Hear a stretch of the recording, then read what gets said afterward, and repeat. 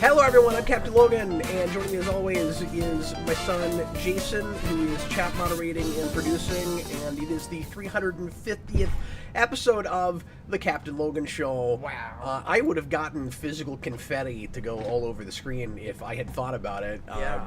But we threw this together a little bit last minute. It didn't really even occur to me until last week that, oh my god, we're at the 350th show. So we racked our brains a little bit trying to come up with a cool topic for tonight, something fun that we could explore, or some kind of cool, crazy, interactive thing. And we elected to not do the rapid fire thing this time. We are going to do Q&A in the second half. As much of that as we can, assuming that we can get all of our plans for the first hour done. It might be a little bit ambitious, especially for us, but we're gonna try. Let me see if I can get my camera in a better place here. Hold on, everybody, because that is just going to drive me freaking nuts. So tonight we're going to talk about breaking news about the DCU, the Superman sequel, which we got word of today, both an announcement and a title announcement at the same time from, you guessed it, James Gunn's Twitter, because that's where all the announcements come from. James Gunn likes to tell us everything that's happening through just his X feed. Yeah. That's how it always goes. And we got some fun Jim Lee art with Superman in that movie costume, standing next to Lex Luthor and fighting Lex Luthor even in his green robot mech suit, which a lot of us expected to see in the first Superman movie. And alas, that didn't happen, despite the fact that he had soldiers wearing something similar. I think a lot of us thought that in the third act he would probably put one of those on. And I'm glad he didn't, because if those pictures are intentional foreshadowing for things to come, we'll probably see something more like a real, honest-to-God, off-the-page green robot suit now. So we're going to do a little bit of speculation. This almost feels like it warrants another full-blown 3-hour speculation cast with me and Austin, because we can take a little piece of news like this and roll forever. But we're going to do a real truncated version of that tonight, just a few minutes, suggesting what we think the title Man of Tomorrow means, and why Lex is in those pictures, and all of that. And then we're going to count down our updated top 20 favorite movies list. I did one of these several years ago, and I don't even remember what year it was. I intentionally didn't go back to it, Jason. So my placements are probably going to be very different, and I moved some things off and I put some other things on it. But I remember certain of them that I did, but there are a few that I don't even remember if they were there. I know what your first one was. I know what your number one pick was. Yeah, that's all I know. And I don't mind mentioning that that will be different this time. Really? Yes, that has changed. Well, I know we might be. We are including a couple superhero movies. I did not. Okay, I did. So I've got a runners-up list, and I even did a little like superhero runners-up list. But everybody knows what my favorite superhero movies are. Austin and I just did our top 100 favorite superhero films of all time earlier in the year, and so I felt like it would be disingenuous to try to include any superhero movies in this list, because there were so many things I had on my initial list that I had to take off because it was just too many. That throwing superhero movies in it also, it would get real arbitrary. It's like I would have to cut off a certain number, and because obviously superhero movies is what I do, and I've seen a million of them, and so it would be easy to make that a quarter of the list or half the list. I was less careful about genre this time around, where the first time I did this, I was like, make sure there's not too many of a certain genre, try to get horror stuff on there. I didn't do that this time. I went with what I felt like were honest to God the 20 movies that I would be most likely to just throw in a player and watch right now. And so I've got some runners-up of categories that either didn't make the list or not very much made the list, and that's why I threw a couple of, a few superhero movies on that list. It's cool if you included them, because people aren't as familiar with your taste, and you just haven't seen as many movies in your life as I have. That's true. I will say, I only had one rule for myself like that. Yeah. And that was, I need to have seen, except for one movie, and I'll get into that, I need to have seen each movie at least twice. Oh, interesting. I definitely followed that on mine as well. Not intentionally, but it does work out that way. Absolutely. Well, welcome, everybody. We appreciate you being here, and thanks for watching After the Fact if you're doing that instead. My usual quick spiel. Second half, we're going to do Q&A on anything you guys want us to talk about within reason, within the geek sphere, sci-fi, comic books, superheroes, whatever you want to talk about. And if we get a lot of questions, we will try to go rapid fire, or as close to rapid fire as we can. I'd like to knock out a bunch of stuff tonight for 350 if there's stuff to talk about. But if it's a smaller crowd or people just aren't as interactive, Jason will take the best questions and we'll roll a little bit longer with them. Tonight we're gonna do another Top Super Chatter, and Top Super Chatter tonight gets a personal video message from me and Jason together this time. You can ask us broadly to talk about anything you want us to, or you can just say potpourri, throw me whatever you want to talk about, and we'll record you a 10-15 minute video that'll just be for you, unless you want to show it to someone else. I did one recently for one of our subscribers, Victor, who also happens to be in the creative writing workshop, and he enjoyed the thing I sent him so much that he told me if I wanted to post it, he wouldn't be upset about it. He thought it was good enough I should show it to everybody, and so I'm kicking that around. I wanted to wait a little bit since it was supposed to be like his private video. Yeah. But he was like, "Ooh, maybe you should post that." And I was like, "Well, thanks, man. I might do that." So I might take him up on that. Yeah. So anyway, and then people will kind of get to see, how I do those. Yeah. It's nothing fancy. It's just with my phone, but I try to make it, as stable, kind of fun and intimate as I can. Oh, that's fun. Yeah. Yeah. Sorry, I thought you were gonna say that you keep your phone as stable as possible. Oh, that too. That too. Yeah. I propped it up on my knee. Yeah. Yeah. I do them like a Cameo. Mm-hmm. That's why I do it on my phone. I was like, this is my version of a Cameo.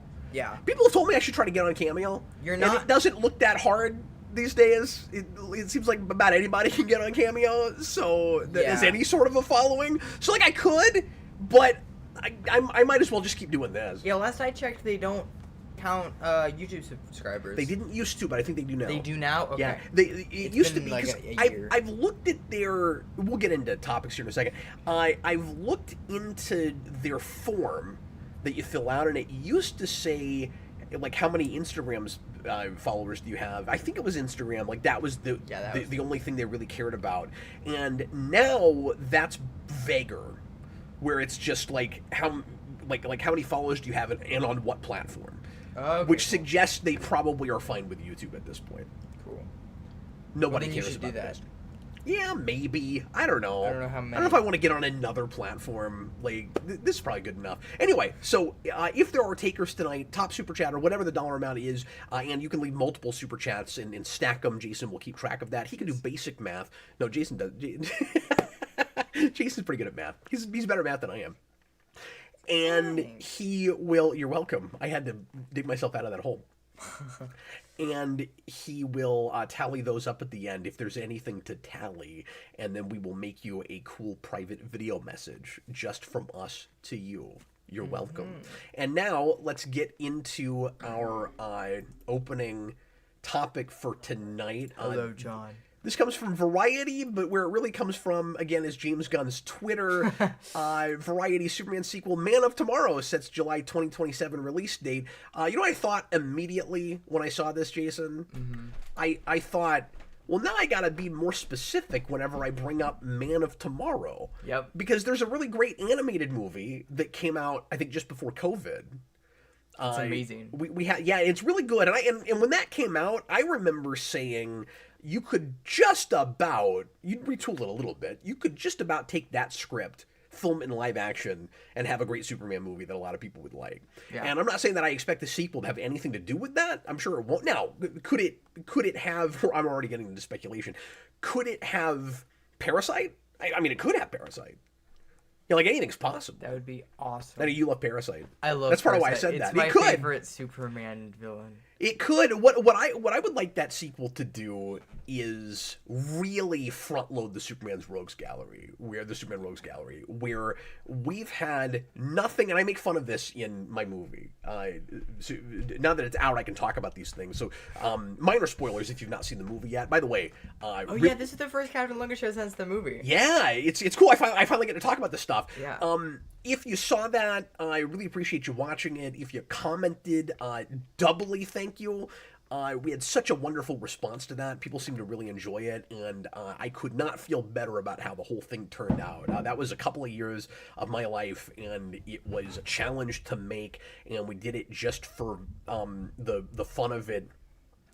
And it was a lot of work for a thing that you just put out for people to enjoy. So I'm so glad people enjoyed it. Yeah. I wanted to say that real quick, because that was the currency with that.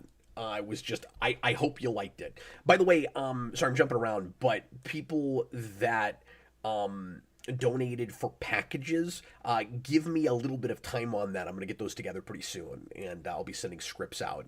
But anyway, enough about that, but the reason I brought that up was to say I got really lucky that the new Superman movie didn't have really any new villains in it, because the 2044 version of me in the opening review complains that there have been no new Superman villains, or no Superman villains at all, with all these Superman movies that have been made over the years, even past James Gunn's reboot, besides Lex, Zod, some Superman clones, and Doomsday, who is also Zod.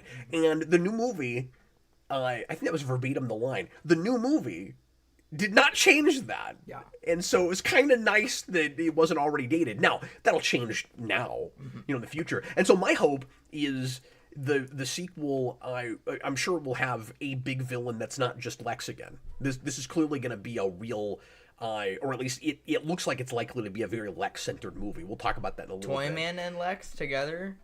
Well, we'll talk about predictions. Yeah. Because I don't think Lex is going to team up with anybody. Yeah, it's going to be Lex again. We'll talk. Well, no, we'll talk about it. We'll talk about it here in a minute. I'll tell you. But what I would like to see is one big villain, and then Superman is fighting a few smaller villains here and there. And I don't mean that I want an opening montage like Fantastic Four that just has like 3 or 4 C or D list villains that you see for 5 seconds and are just sort of mentioned off screen. It was nice that movie did that just to kind of develop the world a little bit. I'd like to see more with this, but you could easily have somebody like Parasite or even a Silver Banshee or somebody. Well, maybe not Silver Banshee because she has a really like ultra complicated backstory, but just one of these kind of B-listers, maybe even a Toyman, as much as I'm sure you'd like to see a whole movie about Toyman. It'd be pretty easy to take villains like this and kind of put a pin in them. Mm-hmm. And I'd like to see some of that. And then your main villain is a Brainiac or a Metallo or somebody a little bit beefier. Yeah. But not a Kryptonian. Mm-hmm. Now, I'm not against somebody from space, but not a Kryptonian. Yeah. Okay, so here's my big prediction for this. Actually, let me go back to this article for a second. So this says, in an announcement, Gunn included a comic book image of Superman standing next to Lex Luthor in his war suit. I'm going to be irritating and nitpick this. This is not a comic book image. This is comic-looking art drawn by Jim Lee specifically for this announcement. Mm-hmm. It's not a comic book image. There's not a comic book where a Superman wearing this suit is standing next to Lex Luthor. I'm almost positive that that these images were drawn just for this announcement. There's 2 or 3 of them. This is just showing the initial one, and then there's a couple of other ones. There's one where Superman is kind of throwing down with Lex. Mm. And then this one, they're standing next to each other. And that's, not to read too far into this, but Jason, that was, for me, the big clue as to what this, in my mind, is likely to be. I think we're looking at an X2 situation. Where you've got your Professor X and your Magneto who begrudgingly team up to deal with a different force, and then your original villain probably turns on your hero in the 3rd act. Yeah. That's what I think is probably happening. So I think Man of Tomorrow will refer to both Lex and Superman. Mm-hmm. And some of my evidence for this is the fact that when asked if the big question mark movie that James Gunn cryptically said he was directing but wouldn't tell us exactly what it was yet, was a Superman movie. His response in interviews and probably Twitter, his response was, Superman will be in it, but it won't be just about Superman. And his title for this is Man of Tomorrow, and the first thing he showed us was Lex standing next to Superman. This is going to be either a Lex Luthor character piece with Superman as a supporting character, or it's going to be this is just speculation on my part. I don't know anything. This is just my guess. But I'm confident in this guess. Or it's going to be a dual protagonist movie. Yeah. Where Superman it will be equally Superman and Lex's movies, and they'll be at polar odds philosophically, ideologically, but they'll come together to deal with some threat.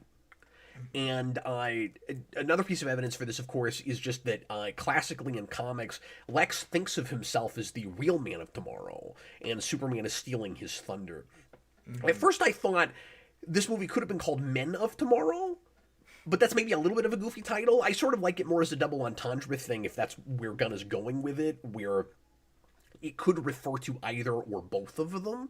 And there might be even kind of a big question mark as to which character the title is referring to until you've seen the whole film. Yeah. And that could be really cool. I have also a prediction for the opening scene.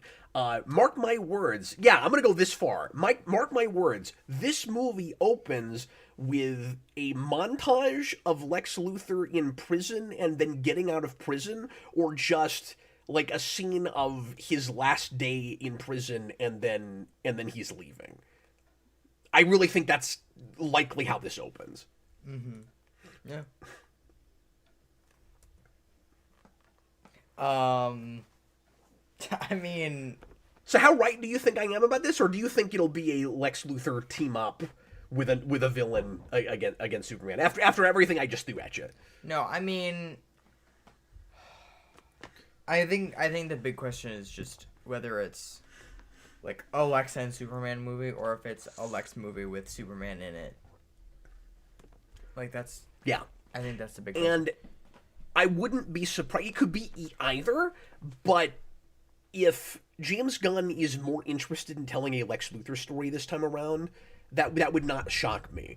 I love Lex Luthor, and I really like Nicholas Holt's version, and I would love to see a not necessarily softer side, but a more like introspective human side. Yeah. And I don't think there's any reason that can't be in there, even though what we saw was the more over-the-top, flamboyant, just always angry, like trying to kill this big threat to his ego and to his reputation and his legacy and all of that version. I would be cool with either, but what's nice about this, either direction it goes, and I'm sure there'll be more of an ensemble. I won't be surprised if there's more superheroes. There's been a lot of talk that there's supposed to be like an inciting incident, not necessarily in this movie, but just in the DCU at large, with Hawk Girl and some big horrible thing that she does that makes the government not trust metahumans in general. And I think that is likely to play into this. And so we could get, more Justice Gang stuff. But in focusing on just a couple of characters, it would be nice to see Gunn get even more outside of his wheelhouse than he did with Superman. Because one of the big complaints that people that didn't like that movie as well as some of us did is that he's cheating a little bit in having too much of an ensemble cast so that he can still do his standard Gunn formula. I don't think that's totally fair. I think it's still enough of a singular Superman piece. I think it's still his movie. But if people feel like he's using some of those other characters as a crutch, like, I get that. The way I looked at it was more those characters are there as kind of a thematic foil to Superman to show you why the world needs him and why he's special. Yeah. That he's got so much more altruism than they do, and he's there more for the right reasons. And you have this very inspirational character in Superman, so you want to give us the yin to that yang, so that we see the kinds of people that need to be inspired by him in the hero department. So, like, I think that's important to do. But doing a dual protagonist piece would get us much closer to finally Gunn making just a straight up singular character piece. Yeah. Even though I thought that was enough of that, but I also hear where people are coming from. Yeah. Britton Atkinson says the ending of this will set up President Lex. I think there's no doubt. Yeah. And Okay Great says, and Man of Tomorrow could be his campaign slogan. Yeah. Which it is in Smallville. That's a whole thing. In fact, that could be how it... You're right. I mean, that could be how it ends. We could even get, like, not just setting up the idea of President Lex, but he starts campaigning at the end of the film. I could see that. Or I could see him campaigning through some of this, depending on if there's a time jump. Like, yeah, I don't expect a big time jump between movies, but I could see a small time jump in the movie, right? Like, I could see it opening with, okay, it's been a little while. Here's how he weaseled his way out of prison. He got out early. Or maybe he breaks out, but I think it's more likely that he does it legally. Yeah. But through, some kind of, legal loopholes or something, and then, or just, his vast resources. And then some, we jump ahead after that, and now he's already running for president. I could see that, but I think he's more likely correct that this will set that up happening, and then you'll get some kind of trilogy of that, where maybe the second movie focuses more on Lex as the protagonist, and then he wins his way back around to the full-blown bad guy for the third movie. And maybe that's when he teams up with somebody. Yeah. I could see that, He'll too. team up with Hot Girl. Is it possible we bring in Bizarro this early? Everybody's speculating that Ultraman getting sucked into that black hole is going to come back as Bizarro. Is it possible we already do that, or do we think that we'll save that for a third movie? You haven't even heard this theory. No, I haven't. I hate that idea. Oh, that seemed... You hate that idea. No. That seemed pretty pretty obvious to me and a lot of other people, because we do Bizarro as a Lex-created clone a lot. Yeah. And we didn't full-on kill him. We sucked him into a pocket dimension at the end. Yeah. I don't need... At least not for the second movie. I don't need Bizarro as the next... Like... Because you don't want to go straight to Evil Superman? No. Well, we just did an Evil Superman? Right, and also, I don't really like Bizarro anyway, so... Avatar, Desto, do you think Supergirl will have a role in this movie? Good question. It really depends on what they do with hers. Yeah. But, plausibly... I mean, I even wondered if Lobo couldn't be involved. Yeah. If we do anything space-related, like, how much is Gunn going to build on whatever's in Supergirl? And I can't really guess at that until we see that movie, and just how close it's sticking to the Tom King book. Mm-hmm. Which you should read. Yeah, Because I think it's excellent, but that's also what they're adapting. Yeah. So we'll have to look at that movie and see. I assume that's going to do a lot of the cosmic world building that this movie could potentially build on, or it might be so in the background with this stuff that it's actually developing more cosmic things or in space things that will do for even other DC properties.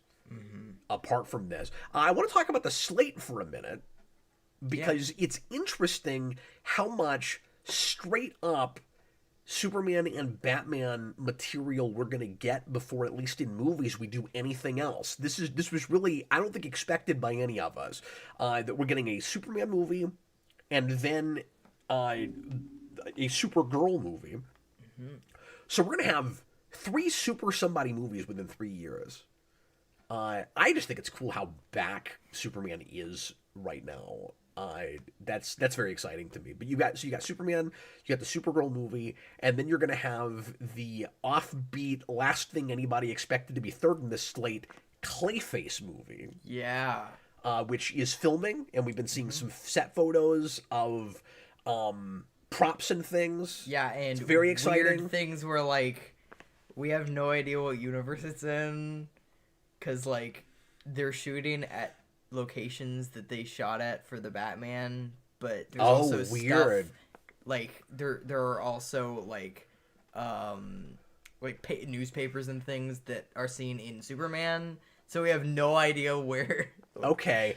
Let me finish the slate thing, and then I'll get back to that, and then we'll start talking about our movies.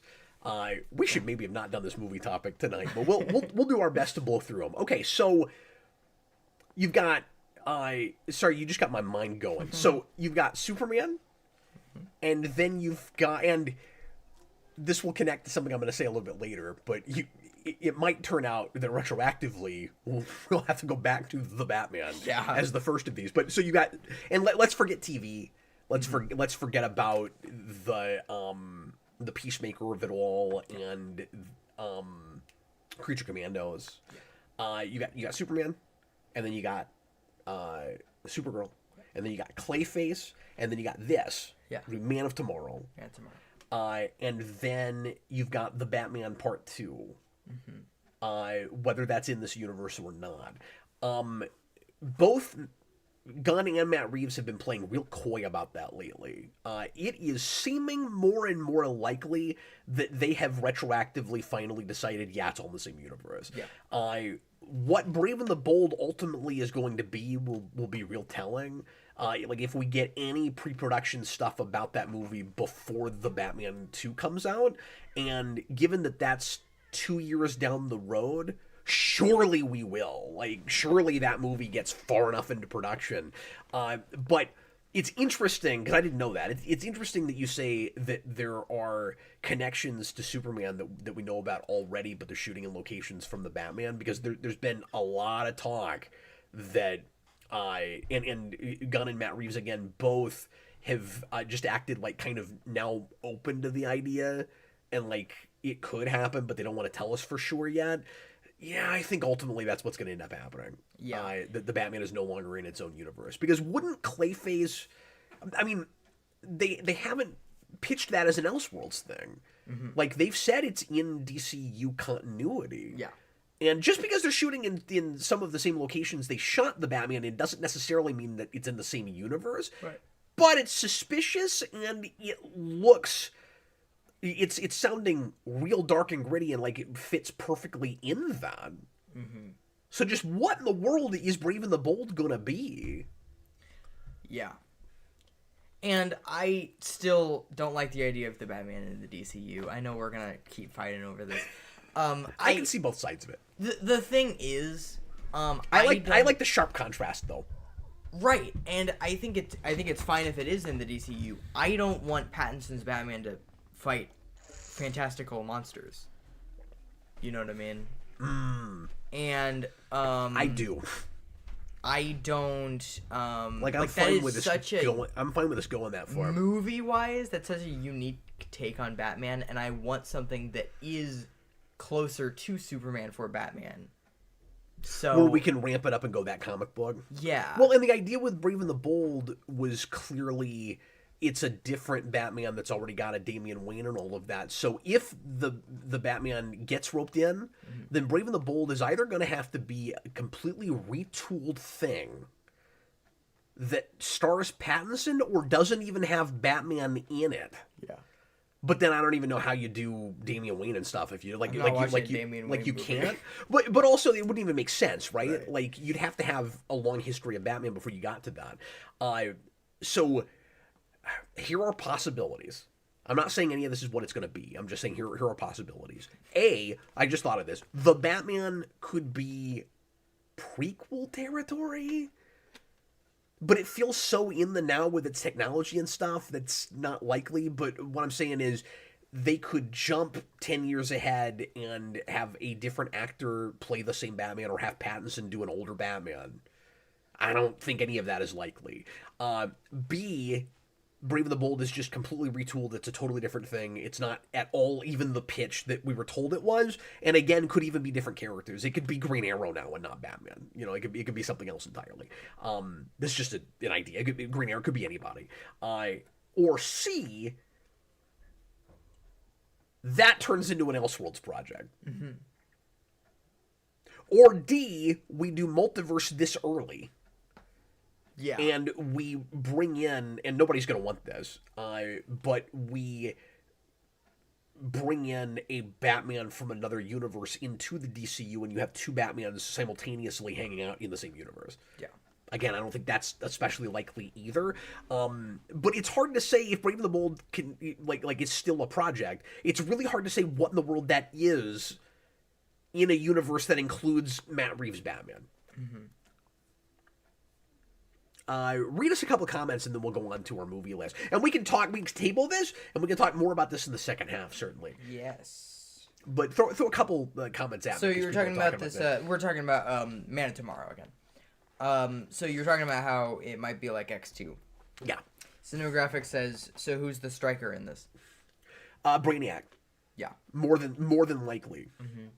I think it's going to have to be a pretty massive, powerful threat for the two of them to feel like they have to team up against it. I don't think it's likely to be a human threat. And Gunn has to know that the Superman fan base has been clamoring for Brainiac in a movie for friggin' 30 years. Mm-hmm. Yeah. And also, the fact that he didn't tease Brainiac in the last movie is why he'll be in this, and this movie is actually getting made. Because every time we tease Brainiac in something, we never make another one. Mm-hmm. In, like, animated movies and stuff. Always cracks me up. And Nicholas Bodo says, if the Batman is in the same universe as Gunn's Superman, Lex and Penguin in the same world would be perfect because they're kind of similar. It would be kind of fascinating yeah. seeing these worlds collide because they don't even look like they belong in the same universe. Yeah. But that's why I'm interested in it, because that's what the comics are like. Right. Yeah, that's true. And so I want to see it attempted, because we've never done that. Where you have two things from just such different looking worlds, and you make us actually buy it. Like, people felt that way with MCU when we first got Avengers, certainly, because this had never been done before. But relative to this stuff, that all shared tones. Now, storytelling-wise, and mood and lighting and all of that, they were different enough early on. I feel like they get too samey as they go along. But like your Iron Man and your Captain America and your Thor, like, these do feel different enough, but you can immediately see they're in the same Marvel universe, or you can see how they could be. Yeah. The Batman and Superman don't at all look like they belong in the same universe. Mm-hmm. I want to see that finally attempted. Yeah. But I also hear people, so like, I'm on the, I don't even want to say on the fence. I see both sides of it. So this isn't me going, yay, I'm finally getting what I want. I'm saying I could see it being really cool. And so when I say I want to see that happen, I just mean if that's what they're doing, I'm excited to see that happen. That's how I should have phrased that. Because I was also excited about a somewhat more lighthearted, like off a brighter comic page Batman. Mm-hmm. That's already got an established Bat family. There's already an Oracle in a wheelchair. Like, I also wanted all of that. Yeah. And if the Batman gets roped in, it's just going to be forever before we get to see any of that. Mm-hmm. And what would be really ironic, I don't think this will happen, is if, because we thought the Batman was going to be its own universe, it would be really ironic if we rope that in, and then later we give Batman, a different version of Batman, his own universe that is not connected to this. Mm-hmm. But I don't see that happening either. Alex Barron, I don't want the Batman in DCU. I don't want it. Well, strap in, because it's looking plausible. I don't even want to say likely, but it could happen. But plausible. Yeah. Yeah, it's seeming more likely than it did even a few months ago. Mm-hmm. All right. Should we go ahead and go to our top 20 movies? Yeah. We're going to sort of rapid fire this. Yeah. We're not going to spend a ton of time justifying our picks. And Jason and I are each just going to go 20-1 instead of going back and forth, so that we don't have too much extra conversation and crosstalk, just because these lists tend to take us several hours. Yeah. We're going to try to knock this out in half an hour. And also, I think we should be able to do it or get close anyway, because these are follow-ups to things we've done before. Now, you've done a top 10, but not a full 20. Yeah, what's funny is I've done a 12. Oh, that's right. I did a top 12. But yeah, now a top 20, and my list is way different. Alex Barron, I hear you, man. I hear you. I'm sorry, man. I'm not doing it. It's not my fault. It's not my fault. Don't shoot me with a Joker flower if the Batman ends up getting roped into the DCU. Okay. So who wants to go first? I would like. Well, I don't know. I was gonna say I'd like you to go first, but I'm gonna let you pick. I can go first. Okay. All right. Let's hear from you first, man. Okay. I'm very excited. Yeah. To find out. Connor is in the chat there. He says, I'll be playing along. Connor and I did a version of this. So I've done a just full top 20. And then a few years ago, I think maybe the first time he came to my house. So this would have been, what, Connor? Like just pre-COVID? I forget now. He's been here a few times. But Connor and I did one of these where we picked genres and we listed our favorite films in genres. So it wasn't like a ranked list like this will be. Yeah. It was just name a couple westerns you like, name a couple romance films you like, et cetera, et cetera, et cetera. That's how we did it. And that's partly why... That's part of why with this I'm not concerning myself as much with making sure that every genre is represented. Yeah. Because I've made that video, so I felt like I could get a little bit looser and just go, what do I want to put in the DVD player? Yeah. And for me, there are a couple It was 2020. That was my thought, Connor, but I wasn't totally sure. There were a couple movies that I was like, oh man, these are probably way, way better than a lot of movies on my list, but I don't know them super well, and I don't have like a personal, attachment to them. Yeah. And so it's like... And its favorite's not necessarily not the best that I've seen. I have a few of those on my runners-up. Yeah. I'm like, if I watch this a few more times... Yeah, I have about every biopic I've ever seen on my runners-up, just because of that. So... Do you want to do runners-up first, or do you want to do your... No, I'll do my... Your 20 first? I'll do my 20 to 2, and then I'll do my runners-up, and then I'll do 1. Oh, that's a good idea. All right, let's do that. Okay. I love this plan. I'm excited to be a part of it. And number 20... Number 20. The Karate Kid. Yeah, I thought that might be on your list. This is a great 80s movie. And you're a fan of that franchise in general. Yeah, I think I put it there because just, like, it grew into this huge thing that I'm a huge fan of. Yeah. But, I mean, the first movie is still great, and now, I thought 3 was your favorite, or just ironically? Ironically. Okay. I wouldn't say Karate Kid 3 is my 20th favorite film of all time. Connor, this is interesting. Connor just said criteria to being on his list. He has to have seen it at least twice. Oh, I have the same. You have criteria. you have the same thing. Yeah. All right, moving right along. Number 19, Willy Wonka and the Chocolate Factory. Yeah. One of my favorite horror movies of all time. Sorry.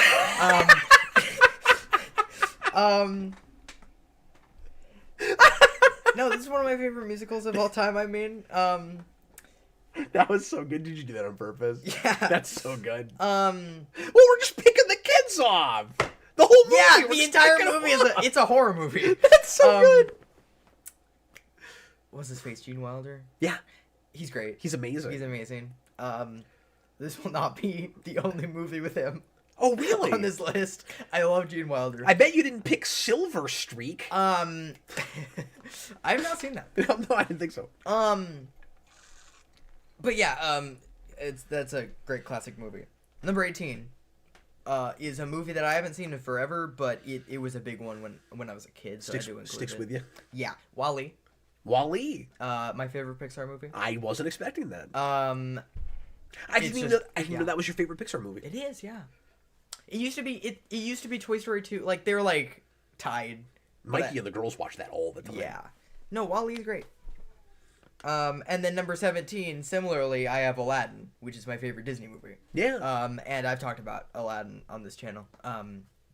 And that goes way back for you. You fell in love with that when you were like 5 or 6. No, I never Later? watched it until I was 9. Oh, is it that later? Yeah. That much later. Oh, yeah, you didn't start watching that until the remake came out. I watched it for the remake, and then I watched the remake, and I'm like, this is the worst movie I've ever seen in my life. It's bad. It was the first movie that I was ever critical about.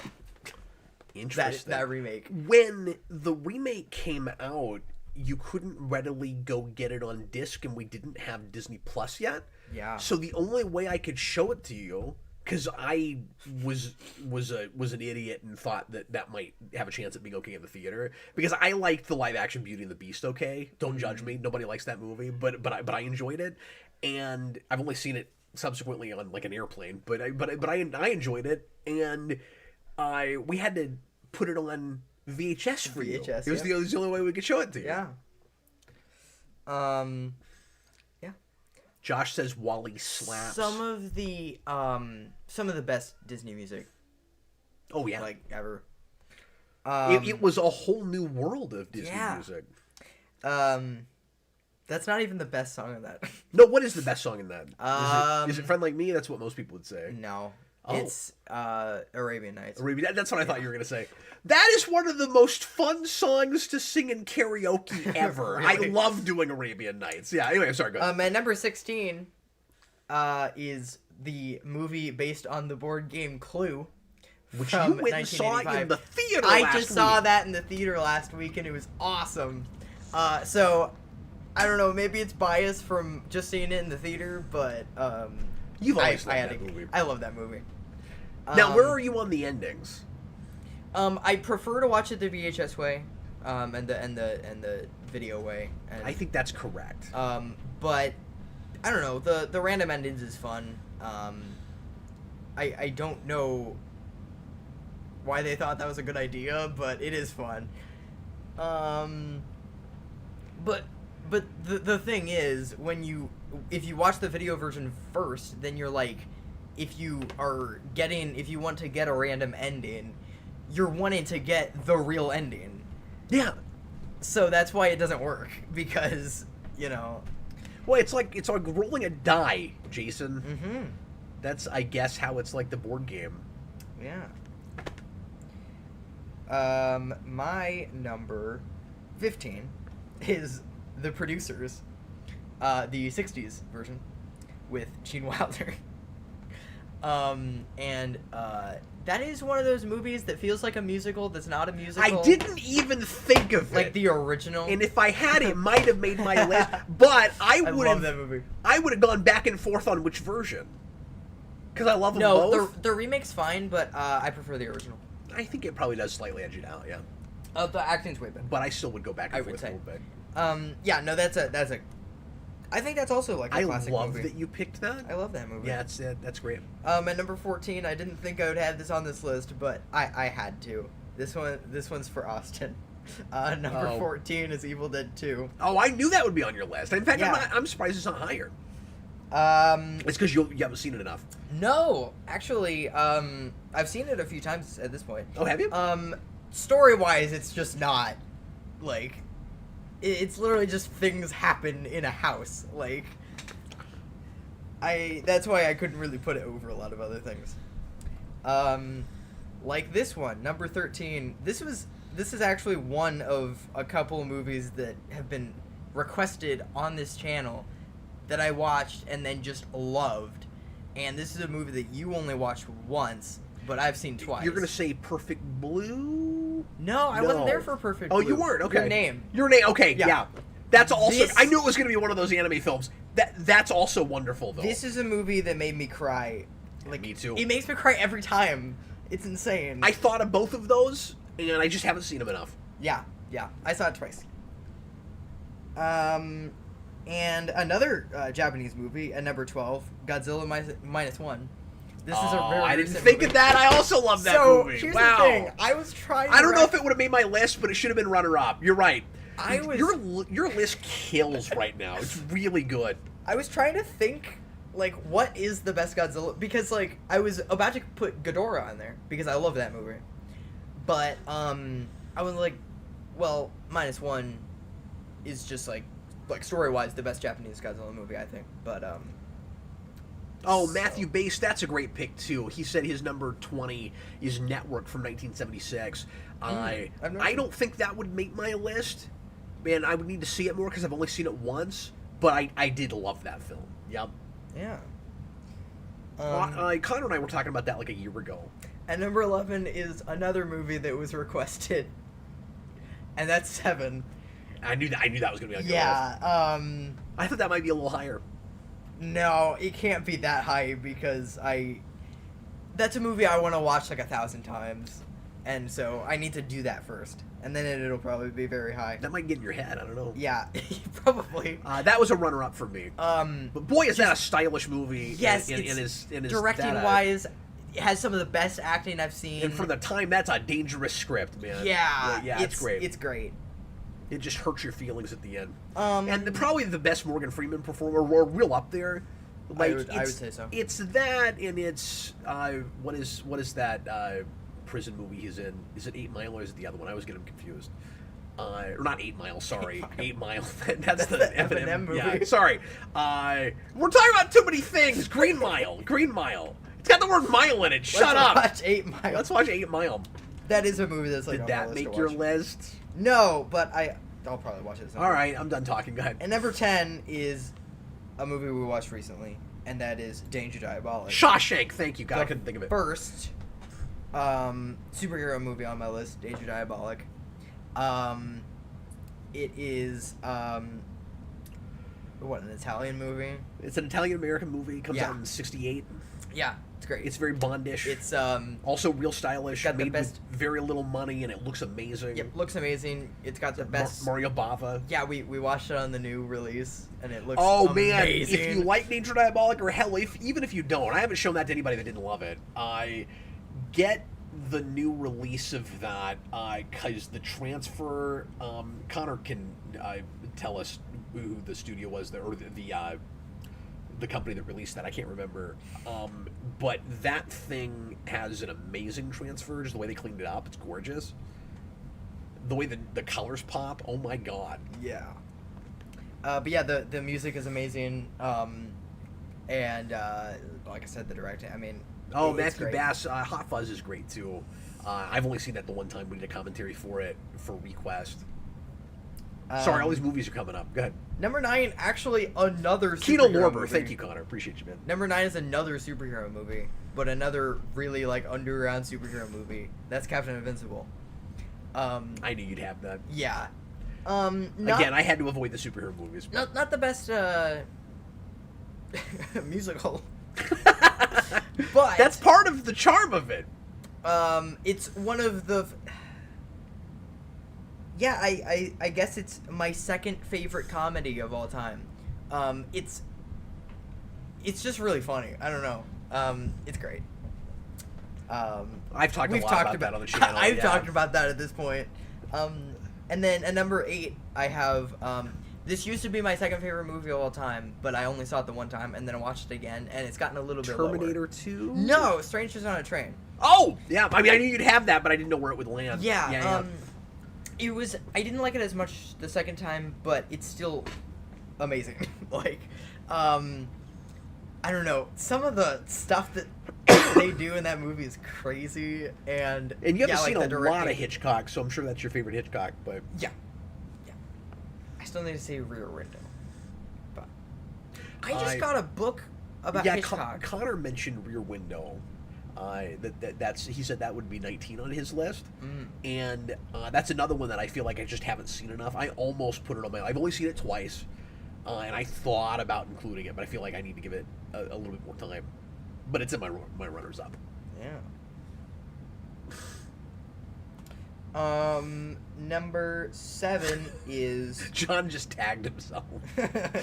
Anyway, and I'm it.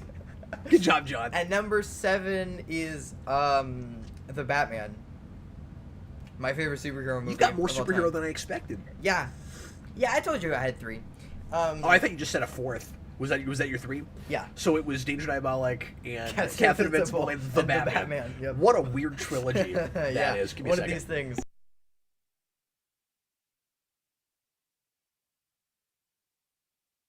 Sorry, guys. Go ahead. Batman. Okay, Why did I not know that U2 made that theme? The 2000s, the Batman theme? I didn't know that either. Is that true? Yeah. With the guitar, the... Bono made that? Yeah. I didn't know that. Okay. I didn't know that, but I just found that out today. At number 6, I have... Is that true? Yeah. I need someone to confirm this. Okay, good. At number 6, I have Demolition Man. Oh, I forgot about Demolition Man. I gotta put that on my runners-up. My favorite comedy of all time. I thought that was your favorite movie. For a long time, it was your favorite movie. For a long time, it was my favorite movie. And then I thought, this is not as good as any of these movies. Also, but it's still 6. A decent pinball machine. An awesome one of my favorite pinball machines, actually. It's pretty good. You have the guns, yeah. That new place I told you about downtown has one also. Does it really? So there are 2 places in town that have that. Nice. Cool. Yeah, I played that a lot. Nobody cares. Anyway, sorry, moving along. Stallone's best stuff. Best work. Yeah, really wonderful satire. Yeah. That hits a little differently now. Mm-hmm. Yeah. Number 5. My favorite musical of all time, The Sound of Music. Sound of Music. Yeah. I knew that was coming. Yeah. The only 4-hour movie on your list. Probably the only movie. That movie's not quite that long. Probably 3 hours. Probably the only movie. Okay, so it ties with the Batman for length. All right.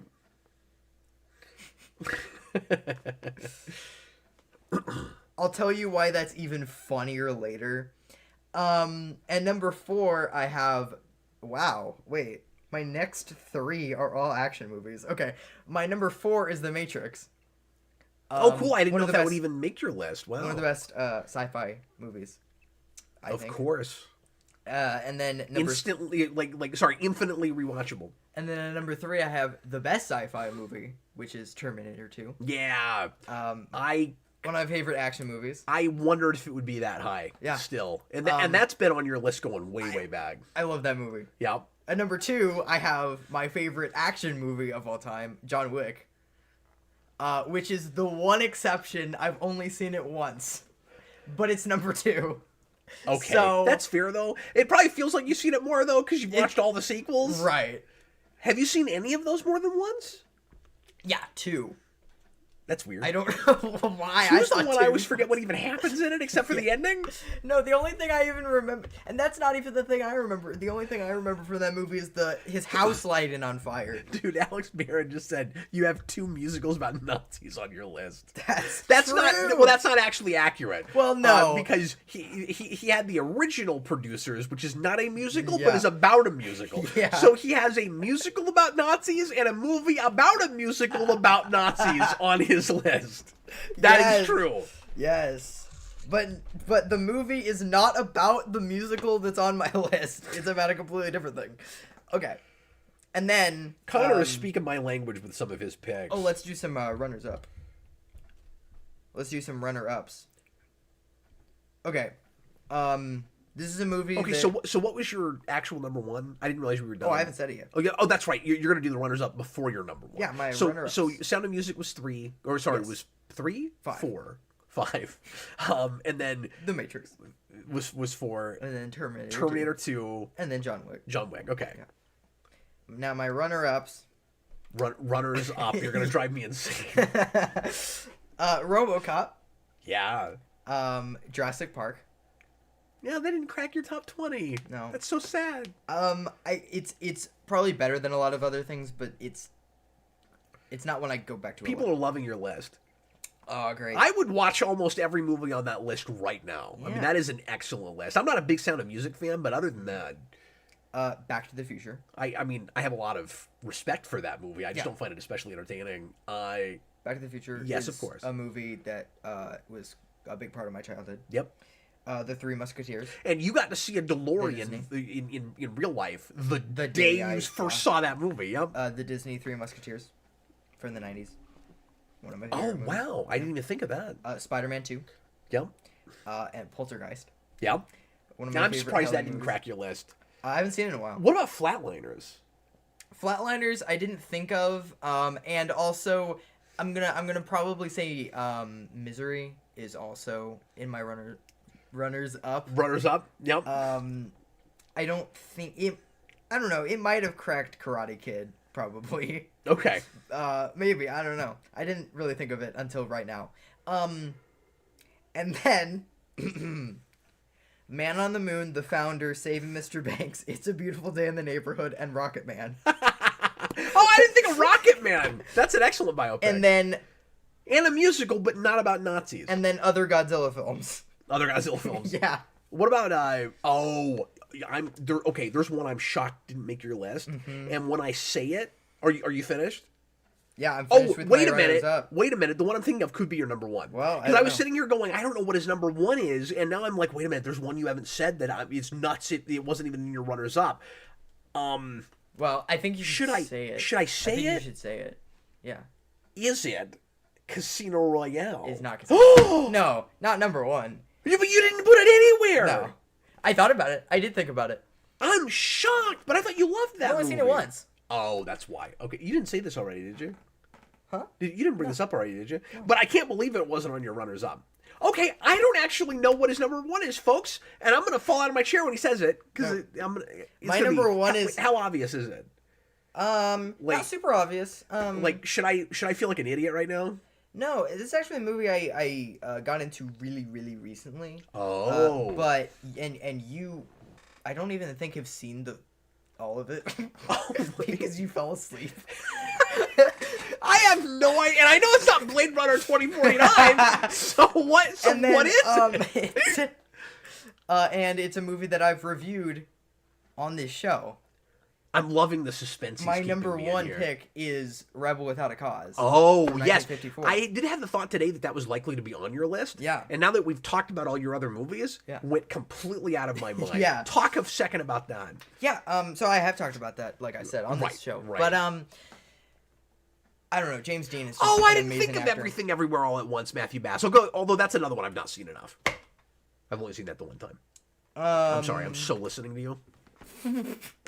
No, you're not. Yes, I am. Yes, I am.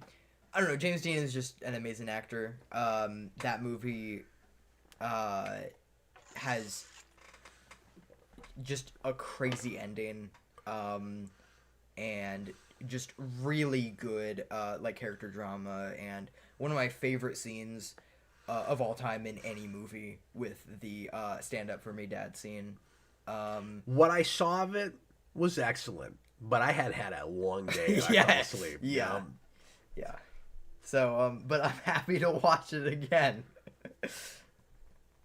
But yeah, that's my top 20. Nicholas Bodo, it's just really darkly lit scenes make my eyes heavy and I can't stay awake. Is that why you fell asleep with during 2049? Yeah. During half of the Harry Potter movies? Yeah, pretty much. Especially 6. Oh my god.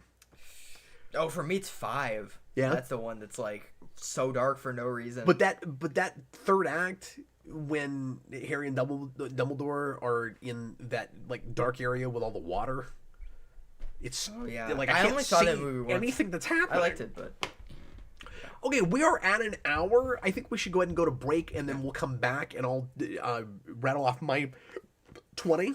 Pardon me, and then we'll do Q&A for the remainder of the show after that. I'll try not to take any longer than you did. You got it done in about 15 minutes. Yeah. So I'll see if I can do the same thing. Thank you guys for watching. I hope you're having a good time, and we'll be right back after the break. And once again, I'll just mention that we haven't had any takers on Super Chats yet. So if anybody wants to leave Super Chats, any dollar amount will answer anything you want us to talk about. And top super chatter, if we get one tonight, will get a direct private video message from both Jason and I together. Yes. We'll talk about whatever you want. We'll be within reason. Right back.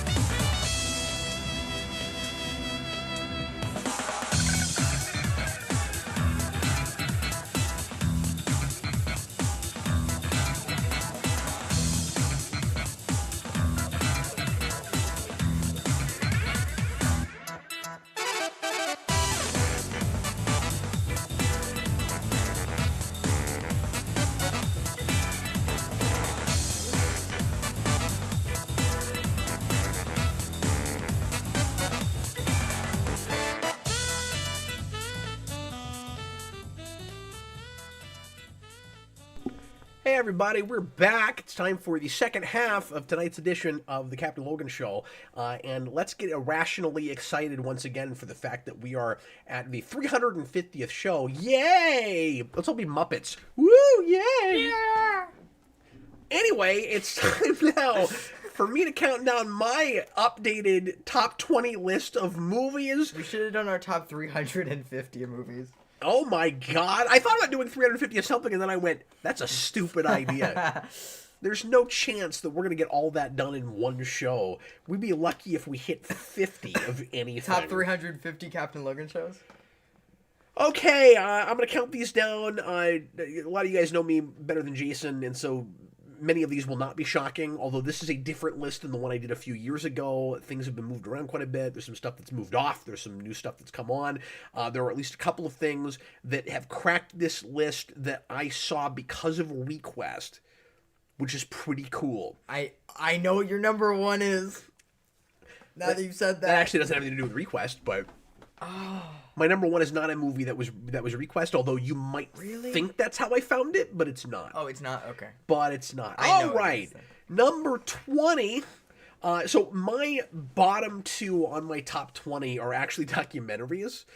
Because I've become such a documentary guy that like I said, my big rule for this was stuff I feel like putting on a lot that I go back to quite a bit. And these are documentaries that I watch almost every year. So my 20 is the Fred Rogers documentary, Won't You Be My Neighbor, which I actually like a bit better than Beautiful Day in the Neighborhood. And I've rewatched it more.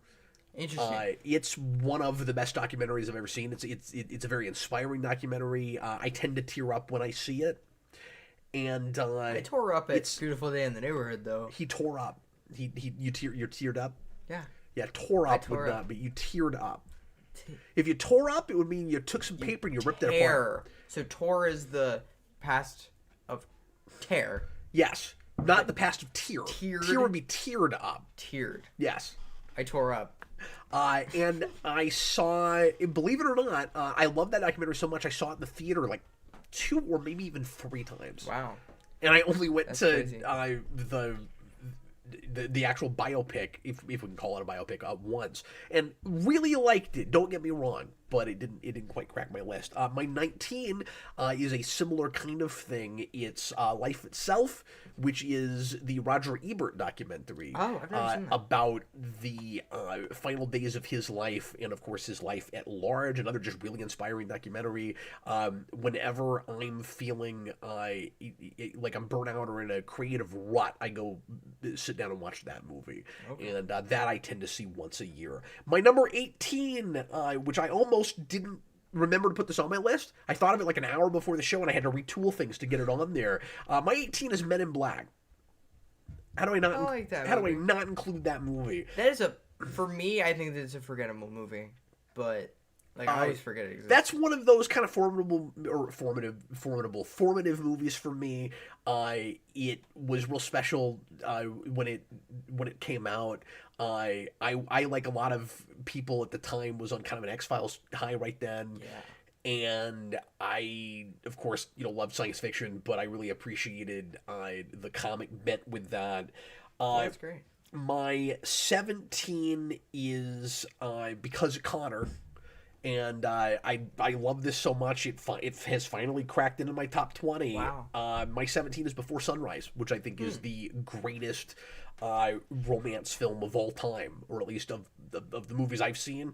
That movie just really spoke to me. It felt very real, and showed it to my wife. And I don't think she liked it as much as I did, but that was a real special movie. It spoke to me on a real personal level because of some things in my background too. 16 is another sci-fi comedy, and I don't think this cracked my list before, but I thought about just how often I go back and watch this, and I felt like there was no way not Demolition Man to include it.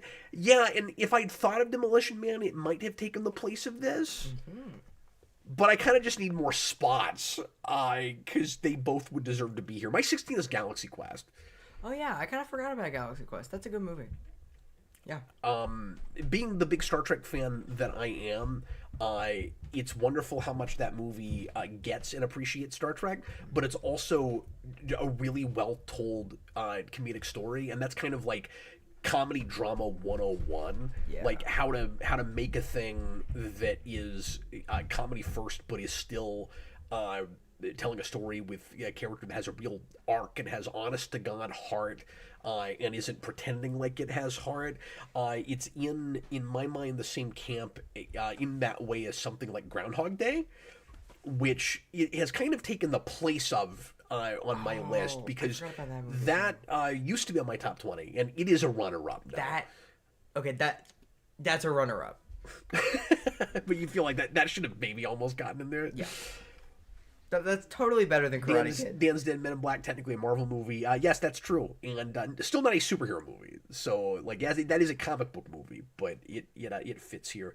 And like I said, if you are just joining us and you missed this earlier, I didn't include superhero movies on my list because you guys hear me talk about that stuff all the time, and it would take up a quarter to half of the list probably.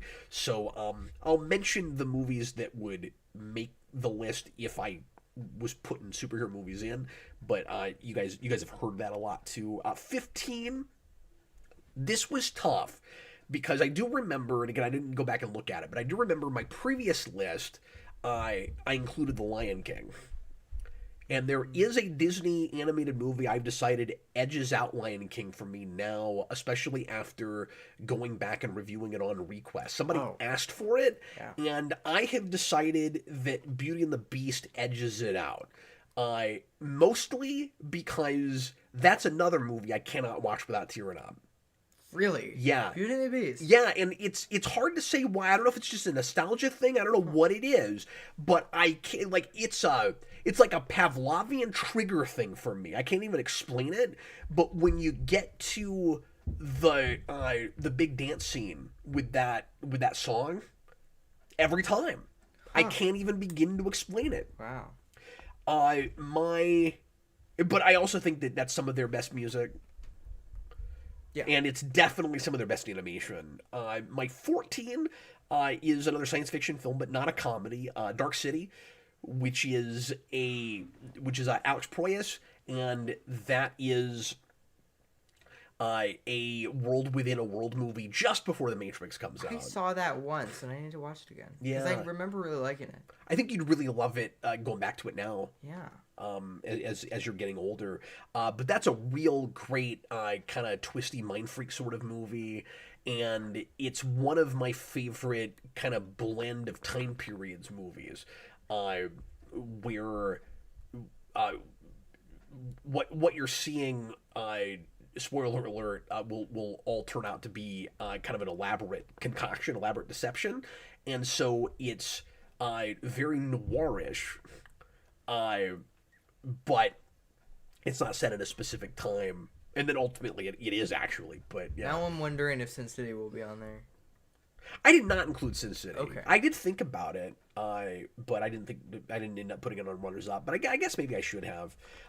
That one's dicey because I've reviewed it as a superhero movie, even though it's not really a superhero movie, and I think I put it on my top 100. Okay. So that's why I didn't think to put it here.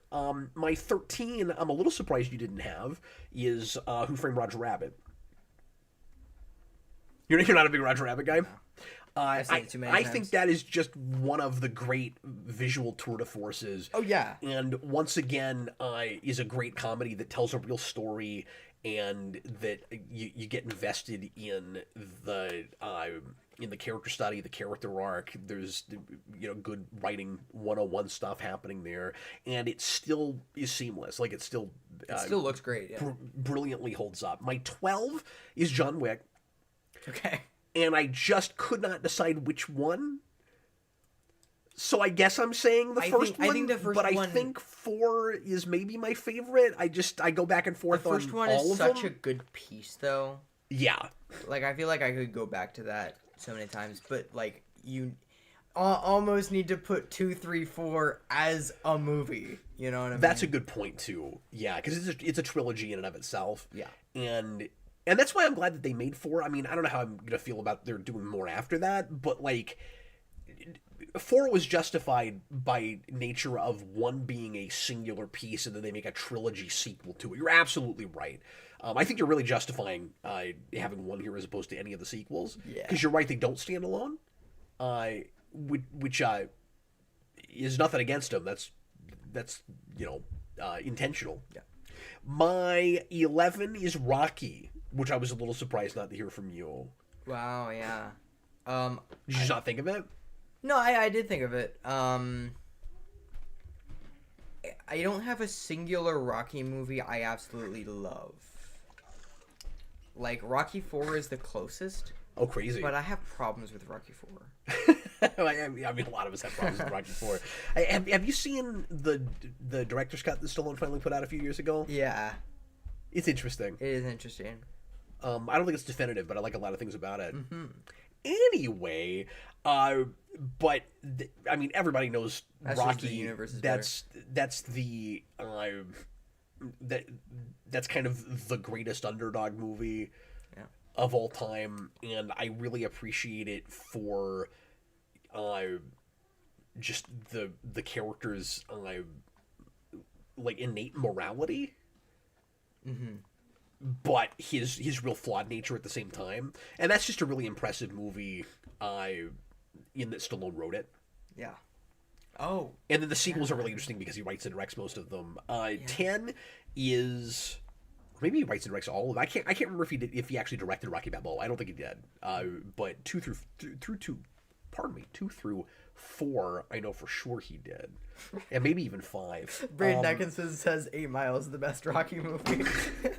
I don't even know if he's making fun of me right now. Yes, he's totally making fun of you. Connor, Rocky 3 is my favorite Rocky sequel. Original remains untouched. Yeah, exactly. And he and I talked a lot about the Creed movies and how great Creed 2 is, but I still can't put it above the original Rocky. Yeah. All right, what else have I got here? My number 9. Sorry, we're at 10. My 10 is Back to the Future. Okay. I could not see dropping that off the list at this point. It's just such a formative, major movie for me. There's some kind of obligatory stuff where it feels almost lame making a list like this because, such a 90s kid that grew up with a lot of 80s movies. That some of this is just so ingrained. It's like, how do you not include it? But I've done a deep dive review on Back to the Future, so like I have explained before, like anybody needs me to, why that's a wonderful film. So it's not just nostalgia. There's a part of me that almost wants to say 2, like that's a deeply flawed movie, but it's the one I like to go back to the most. Really? Yeah. Okay. I don't know why I'm the only one. Number 9 is Willy Wonka. The only horror film on this list. Yeah, really? Apparently. Okay. I can't believe you cracked up that hard at that. That was really funny. My we talked about Willy Wonka. My number 8 is Star Trek II: The Wrath of Khan. Yeah, I didn't put a Star Trek film on mine. I could have put 4, but I don't know. I think Wrath of Khan is an almost perfect movie, and I think it's. I've talked about this before, but like wonderful meditation on mortality, getting older, and one of the greatest like villains and classic rivalries in movies. And I gotta include Wrath of Khan because it's a great movie whether you care about Star Trek or not. It was transcendent. Like people that don't like Star Trek like Wrath of Khan. My number 7 is The Founder, which moved quite a ways down from where it used to be. 7? Yeah. Wasn't that number 1? It was 1 or 2. I think it was 1. It was 1 or 2. Yeah, I was on a real high on that movie right then, and I still go back to it quite a bit. I thought it would have been number 2. I love it, but some stuff has been added and moved around, and I also don't think that I was totally playing fair with that when I put it that high in the first place, because I'm looking at some of these other movies and I'm going, yeah, there's still like it's not.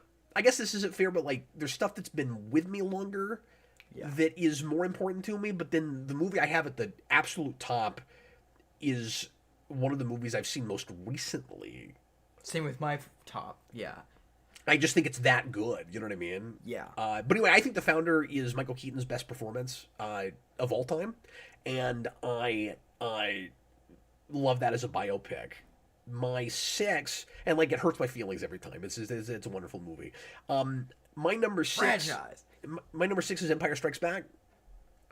Oh. I'm not a big Star Wars guy. I think Empire is one of the greatest, most rewatchable movies of all time, and I put it on still somewhat frequently for just getting roped up in the atmosphere. I think that's one of the best world building movies ever made. Huh. Yeah. I love Empire. It has one of the best opening scenes too. Yes, and I watch Empire in a vacuum. Like, I don't need to watch the whole trilogy. I will just put on Empire. I don't even care that it ends on a cliffhanger. That's the one I watch when I go back to Star Wars. For me, it's tied with 6, so... Yeah, and a lot of people have that. I've never appreciated that as 5 much. is... I think it's probably better, but... I think it breaks down a bit when you get to Jedi. That's just me. But, like, that movie's fine. And... like, you know, the original is the originator. It's wonderful, but Empire is the one I want to live with. And also I had the same thing with that I had with RoboCop, where when I did a deep dive and I sat down and I wrote about it, I had an almost spiritual connection with it. Like, that was a really special movie after I wrote about it. And I've always liked Empire the most. But I had a whole new read with that when I wrote about it. My 5...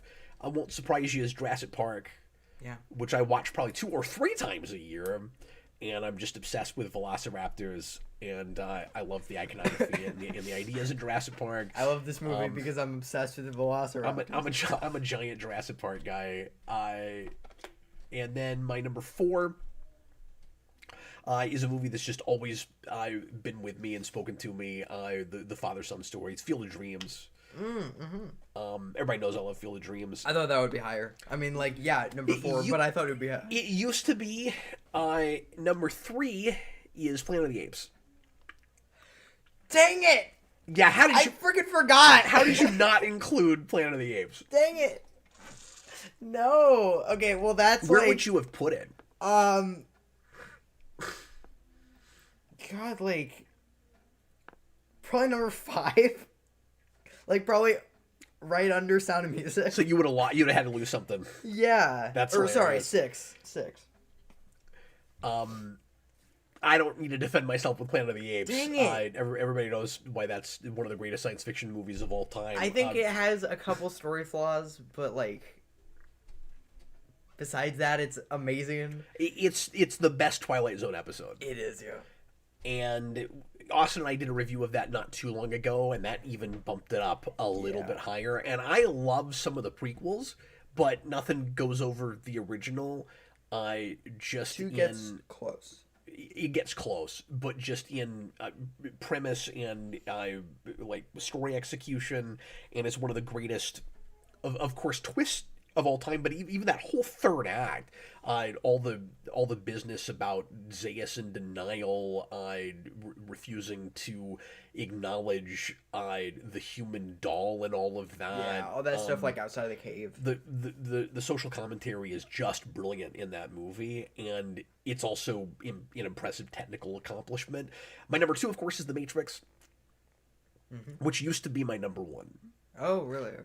And something has beaten that out now. And I've talked about The Matrix forever. I've always said that's my favorite movie if we're not counting superhero things. And there's another movie that has now beaten it out that I think is just, for me, definitively the greatest film of all time. And I don't know if anything at this point can beat it. Yeah, and the only reason this is not on my list is because I've only seen it once. But you might include it if you saw it more. Yeah. It's so freaking good. But anyway, I'll do some runners-up. No reason to talk too much about The Matrix. I talk about that all the time, but I don't know. Still makes me think. Still, a wonderfully fun action movie. Like I said, I think it's relentlessly rewatchable. And here are a bunch of runners up. The Day the Earth Stood Still, which I don't think you've ever seen. I should probably show you that. Rear Window was on Connor's list, and I've just not seen it enough. Terminator 2, I think maybe used to be on my list. I nearly included it.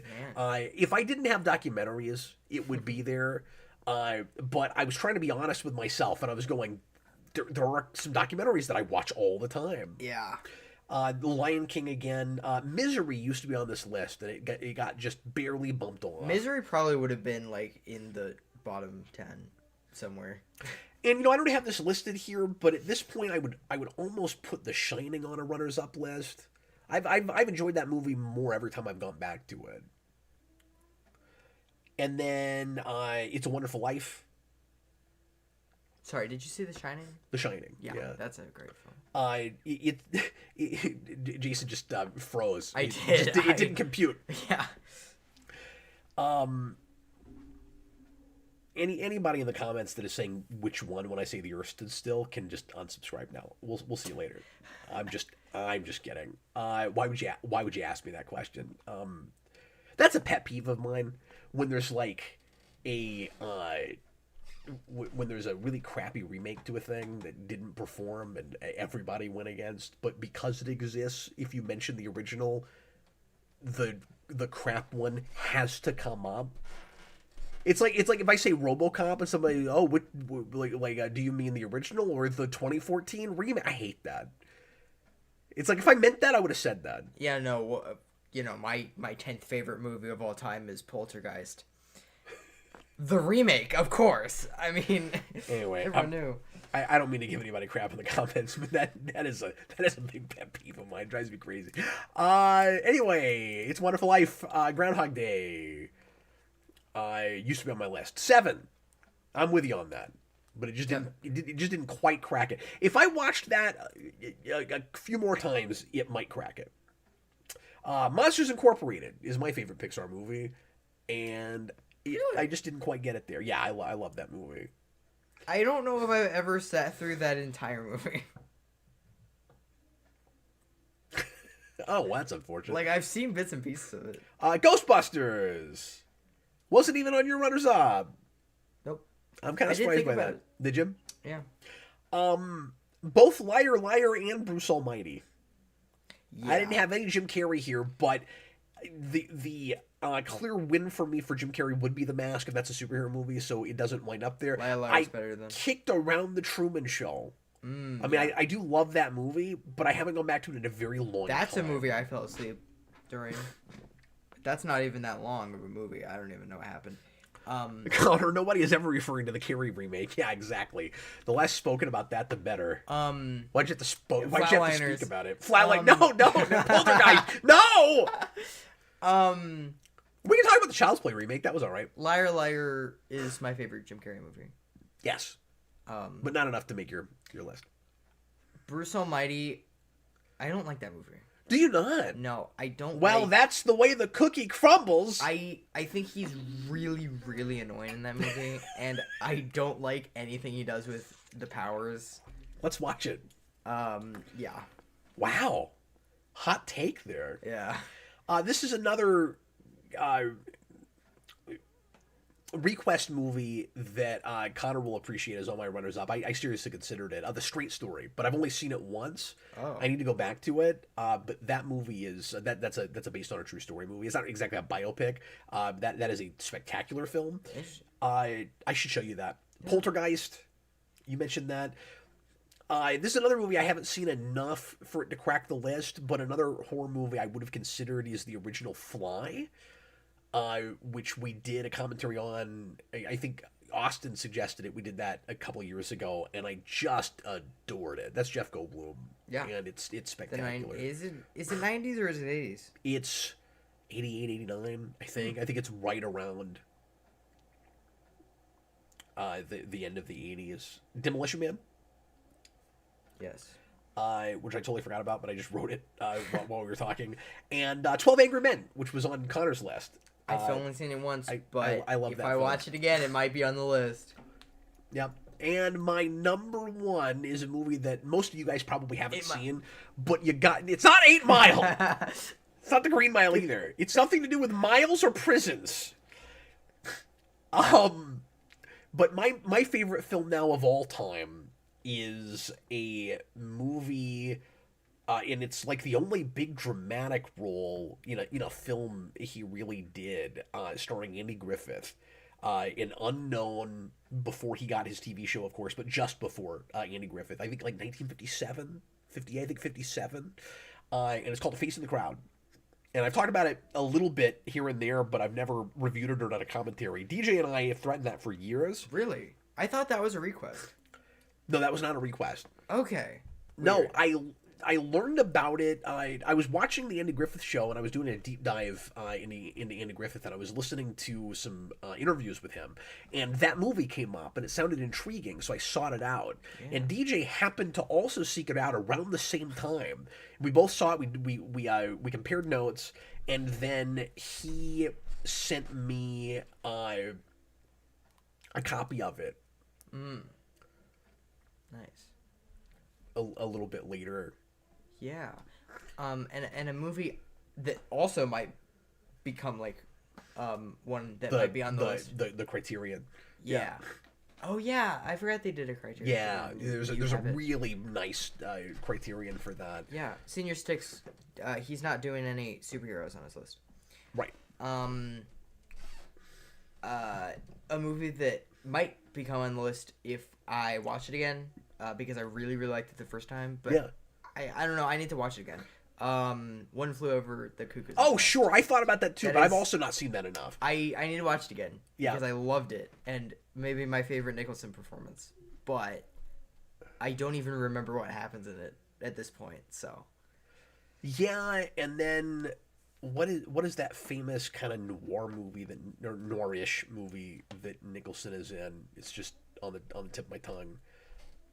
It's hilarious. The sequel is The Two Jakes. I remember that. I can't remember the name of it. I feel like an idiot right now. Like everybody's gonna be like, it's obviously this movie. But anyway, that's a great film, and I might have considered that, but I've not seen that enough. The either. One Jake. Yeah, no, stop it. But yeah, Face in the Crowd is, I think, kind of out Citizen Kane. Like for me, Chinatown. Thank you, God, I just couldn't think of it. Thanks, Ganator. But that is one of the great like rise and fall of a narcissist kinds of movies. That's all about a man who gets into media power through manipulation, and he's able to convince people that he shakes up the system, and he convinces people that he really cares about them, but all he really wants is fame and reputation, and he's just devious and terrifying. And it's really impressive how well Andy Griffith plays that whole thing, and it's incredibly well shot. It's crazy that Andy Griffith can.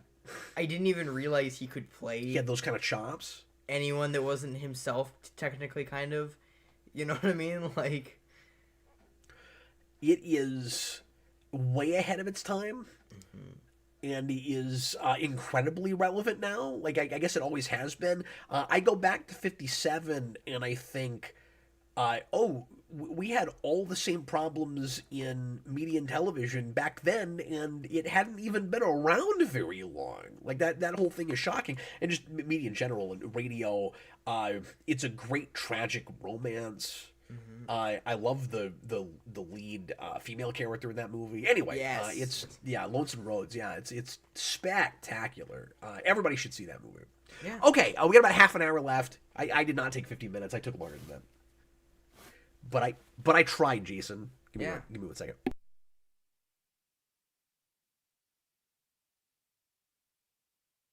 Okay, throw out questions. Whatever you guys want to talk about. Questions, topics, complaints, whatever. We can go back to the lead-in topic if anybody wanted to bring up any other predictions or ideas or thoughts about Man of Tomorrow, the newly announced Superman sequel.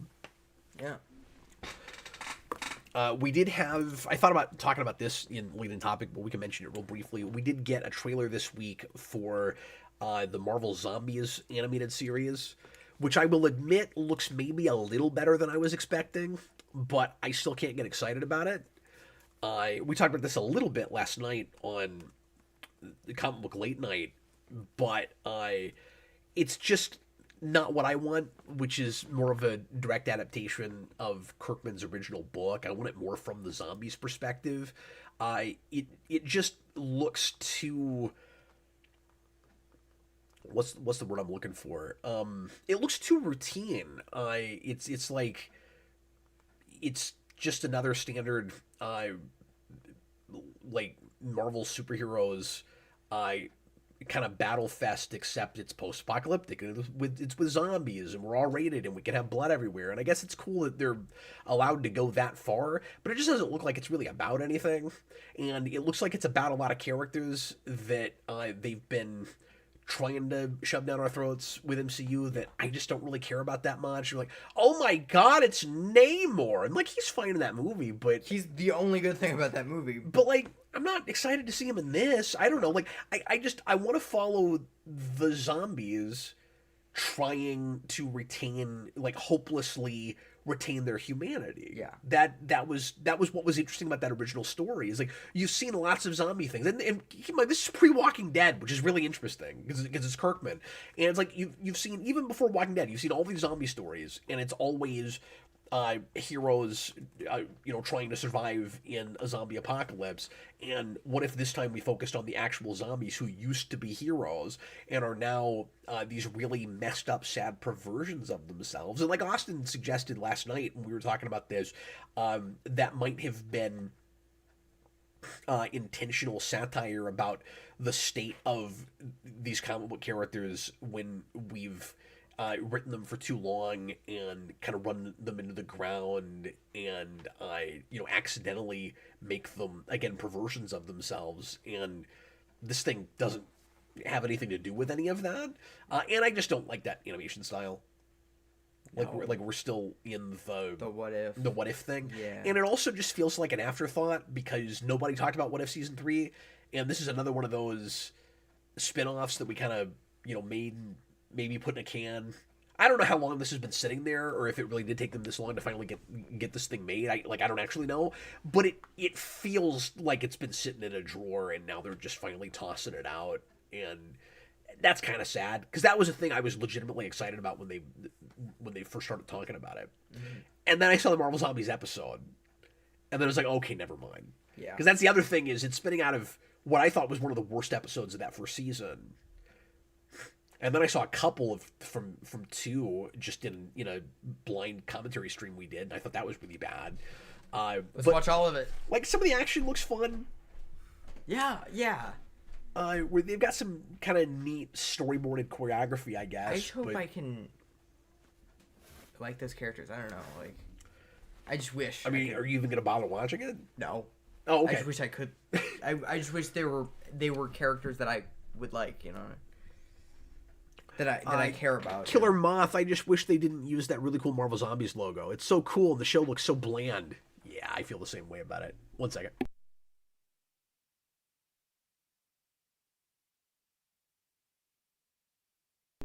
Okay, great says, but Cap, the 10 rings finally returned. Oh, good. I've been waiting this whole time. That is maybe my favorite thing in any Marvel movie. That they tell us the 10 rings are returning, but That's not the best thing not about the that protagonist. movie. That's the best thing about that movie. That tells you something about that movie. Yeah. All right. We're gonna do some questions and stuff. Yeah. We have a super chat. Let's do some questions and stuff. Oh, good. $2 from Senior Sticks. Well, if nobody else leaves a super chat, then for $2, Jason and I are going to make Senior Sticks a personal message. Yes. He accidentally put a comma at the beginning of the super chat. So, comma. So take a break before you say anything. So, Senior Sticks with $2 says, does Dark City need a sequel? No. And also, Jason, can you flip? That's a great question. No. I know, like, 50 people that can. Have you ever tried? No. Have you ever tried to get limber enough that you could do that? Yes. Do you want to? No. You probably could if you had taken a lot more tumbling. Yeah, it's that's just not something I like to do, so it's like, Okay. yeah. You don't need to be a Power flip. Ranger? No. Because you can't be a Power Ranger if you can't flip. If you can't flip, right. That's very important. Yes, it is. They do a lot of that. Yes, they do. Dark City is a great standalone thing. I don't know what you would do with a sequel to it. Like, it almost wouldn't even make sense to do a sequel to that. Yeah. Like, the way that movie ends. It's Dan Torrey. Dan Torrey. Oh, Dan's here. Hi, Dan. Good to see you, buddy. Dan, I know you're very busy with your new little one, but let me know when you finally get to see the movie. And DJ's here. Because you're in it, and it's great. Oh, hi, DJ. DJ can flip. He said he just watched Dark City for the first time last night. Oh, did you like it? And do you think it needs a sequel? Because it doesn't. All our friends are here. Yeah, we got counter. Austin. Yeah, Connor's here. John's here. Right, like I said, all of our friends are here. Yeah, where's Austin? Oh my gosh. Wow. Anyway, moving right along. And Nicholas Bodo, I cannot fly. Where are the He can fly, but he can't questions? flip. They're in your Patreon phone. You have a special phone just for Patreon. Sorry. Too many notifications. Everyone's laughing at my joke like 5 hours ago. Okay. You're so good at this. Yeah. Let me mention real quick that it is a new month, so I will put out feelers for new Patreon questions pretty soon. So patreon.com/geekvolution for the $2 tier, just the bottom tier, you can leave a question each month that we will guarantee you we will talk about. We're a little behind, so it is September. We've got a couple from last month. But Jason, let's go ahead and knock those out. Yes, this is from Serial When Pigs Fly. And this would have been better when these movies were still like big in the theater. Oh, but sorry about that. when are we getting the Freaker Friday / Smurfs review with Austin? Well, I'm glad that they've already been in the theater for a bit, and I'm sure they're bombing. So I don't know. I haven't even looked at the box office. I don't know. Like, has anybody seen Freakier Friday? that seemed like dead on arrival. Let's find out, shall we? Let's see how the box office is for Freakier Friday. The answer to you is no. I was never going to do that. People were just begging and begging us to do to turn that into like a Barbenheimer thing. No. Freakier. You didn't even do Barbenheimer. No, I know, but just everybody was trying to put those together as a thing. Really? And then they wanted us to review both of them, and I was like, no. Okay. I can't believe you're looking this up. Well, I'm curious. How's Free or Fray doing at the box office? 45 million worldwide in its opening weekend, which is actually a lot more than I would have expected, with about 29 domestically and 15 internationally, meeting industry expectations despite a strong competitor in Weapons, which sounded like a pretty good movie. Everybody was talking about that. How much did it cost to make? 42 to 45 million, and it's brought in 134, so it's a success. That's preposterous.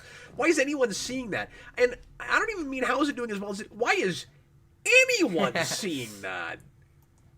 What kind of a world do we live in? I just want to know if it's good. How could it possibly be? I mean, I got no dog in that. I didn't see the original. Like, who cares? But yeah.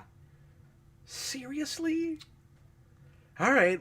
Dan Torrey says, I saw a clip from Freakier Friday and legit thought it was a Walgreens ad. I thought he was going to say, like, he threw up or he spontaneously combusted or... Yeah. All right, another Patreon question. He said it's just elderly Jamie Lee Curtis wandering around a Walgreens getting stuff for an old person.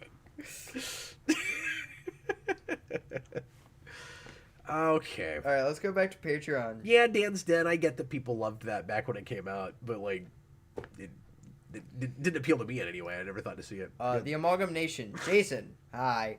I know you were too young at the time when you mentioned you liked to play the Metal Gear Solid games, like over 2 years back. Have you now? I started when I was probably 11, but the Japanese demo of Solid 1 at the age of 5. Crazy. Actually, I've played a little bit of 1, and like got stuck immediately. But yeah, that's a. Oh, Austin's here too. So all of our friends and Austin. Yes. Everybody's here. 350. Let's go. Yeah, thank you guys for popping in. It's good to see everybody. Yeah. So. Yeah. That's a series that I'd like to get into a little bit more.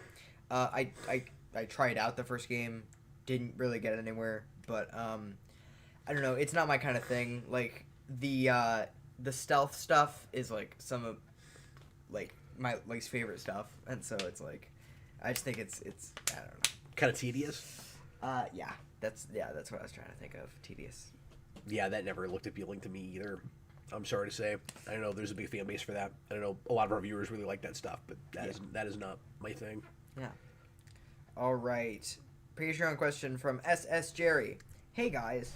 Hello. For years, I've been watching your channel, and Friends has always come up, but never the spin-off Joey from 2004. Could you talk about it for a bit, and certainly let us know if you like it too? I mean, it sucks. I've seen I've seen maybe the pilot, like some clips here and there. Honestly, it's just painful. I didn't know it existed. Yeah. Well, and I remember when that happened. Yeah. Because they put a lot of ad budget behind that, trying to get people to watch that. Mm-hmm. But he had a supporting cast that was lame, and he had no chemistry with anybody, and the jokes were not well written. And I saw a video once analyzing that show that suggested that that's a character that is kind of too much of a supporting player to work on his own. Like, you need that's not to say that he was less important than any of the other of the ensemble, but that there are certain of the friends that you could maybe see as leading men or women, and Joey's not really one of them. Because when you and I think it's more execution. I think perhaps it could have worked, but the problem is they dumbed him down to the point where he was just the dumb guy. Yeah. And in Friends, he was the butt of a lot of jokes in that way, where he was the dumb guy, but there was a lot of like heart and well intention to the guy. He was absent-minded and ignorant before he was stupid. Yeah. And his spin-off, they just kind of made him stupid. Okay. Well, and the whole point of Friends is you have all these, like, you have these, 6 characters that all have these character traits, and when you put them together, it's a good show. They make a cohesive whole. Yeah. No, that's a great point. But if you, like, take one of them off, like, I don't know, I feel like it's kind of like the Brack Show. I don't know. That's hilarious. That's the first thing I thought of was, like, that's what they play as the dumb character, and he got his spin-off with a just kind of meh supporting cast. I feel like that only works if he really grows up and is almost a different character in maturity, but you'd have to, like, kind of jump it forward. Because the whole point of Friends was, and this is the way the creators always talked about it, it's that period in your life where your friends are your family, and then you go off and you have a family. Well, the problem is, they just stagnated him, and he didn't replace his friends with a family. He was still just alone, and then had the supporting cast of new friends nobody cared about, if memory serves. And that's kind of what they did with it. And that's not to say that they would all necessarily go off and get married and have children. Like, Joey would maybe be the one that was least likely to do that. My issue with the way they handled Joey and Friends was always that he didn't wind up with Phoebe. And I don't know if I'm on an island with this, but I realized that if that had happened, you would have ended up pairing off all of them, where you end up with 3 couples at the end. I also kind of personally like that as a track, as an arc through the series, where it's 6 friends. They're not all platonic, because you already start with a will they, won't they, obviously, with Ross and Rachel, but then you do, by the middle of the show, Monica and Chandler. And the reason, and I'm not saying that I needed it for symmetry, I'm saying that there were all these hints and clues that was supposed to happen. Yeah. Unless I read too far into it, but that always seemed like the natural course, where Phoebe would every now and again kind of wink and nod and almost hit on Joey. And there's one, I don't remember where it is, there's one bit, maybe 3 or 4 years in, where the idea of their hooking up comes up, and she's like, oh, be patient, that comes later. And it always seemed like the natural course. And I didn't think I would talk about this topic this long, but my thinking then was always, your Friends spinoff should have been at least 2 of them. Yeah. So you don't have like the loner single guy after Friends. You have like the Friends were their family, and then you have a couple from that show that then goes off and has a family, and you do a family sitcom out of it. Yeah.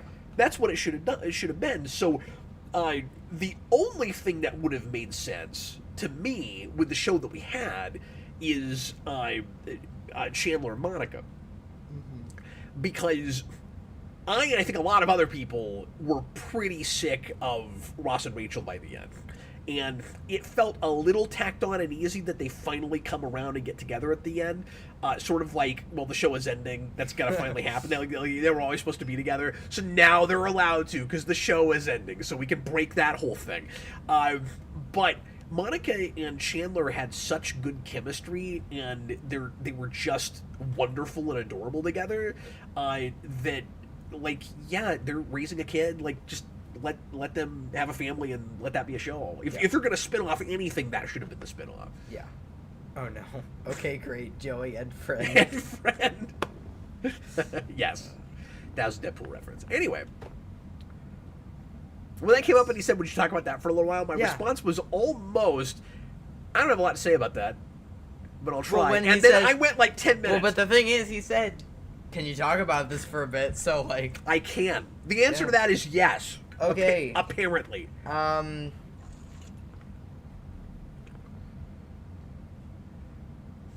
haven't bought... I've got a physical media budget now. I haven't bought physical media this month. I was kicking around getting that box set. Yeah. Because I don't have that. And I've dropped HBO Max because they made me angry. And I'm sure at some point I'll have to pick that back up turning it to back into review HBO Max? something. But no, forgotten all of Cartoon Network. Yeah. And they just keep dropping stuff. Yeah. And so the few things I was still watching there, I could just buy. Like, I bought Superman and Lois. I haven't gotten back to it yet. Oh, yeah. But I went ahead and, like, that was the only thing I was watching there. Or one of the only things. So I was like, okay, I'll buy that. Eventually I'll buy Friends.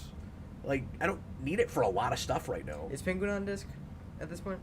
I don't know if they've released Penguin. I'll look that up. You're gonna have to look because you're right. That we would need to have Max for. Yes, that's true. But it's not like I'm watching that monthly. I am. DJ, ooh, a physical media budget. Go on. Well, what I did, DJ, is I got rid of several subscriptions. And now I'm using that money just to put stuff in our library. So each month I'll buy 3 or 4 movies, or I'll buy a box set. And so I'm keeping it to about $50. And I'm back into comics real hardcore. So superhero movies haven't really been a priority. I'm behind on those, but like most of them have been bad. So I've kind of been okay just waiting until we review them before I get some of those, and then I don't have to pay full price when they first come out. But lately, there's been a lot of these boutique things for superhero movies, and DJ keeps telling me about them. And so I'm going to have to start prioritizing some of my media budget for some of that. Like, Arrow is doing a Ninja Turtles box set with the first 3 movies, and that looks awesome. I'm going to have to get that. I think it's Arrow. And there's some other stuff. Yeah. What was I looking up? You were looking up Penguin. Oh yes, did you do it? Nope. I heard you typing. I thought maybe you did this already. No, I was trying to figure out what this comment meant because I thought it was a comment, and then I reread it and I'm like, I don't know what that means.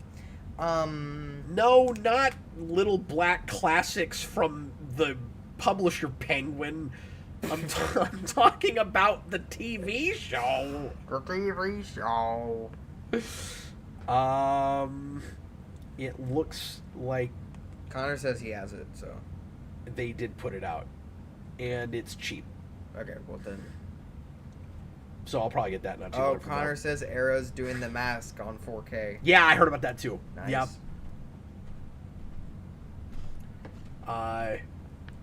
Yeah, Dark City, Ninja Turtles, The Mask. I need to get all that stuff. Yeah, but I did get the Ninja Diabolic one from Kino Lorbo, so because awesome, and that was killer. All right, okay, we got 7 minutes left on the show. We have well, this might take 7 minutes. I don't know. Lord, last call. Throw out some questions. This is a pre-written comment from Noel Anderson, and again, we only have one super chat right now, so if anyone wants to put in any other super chats to try to get that super chat goal. Last call. Yes. Again, you'll get a special message from me and Jason. Yes. We'll crowd around a phone and talk at you. Mm-hmm. Give me a second.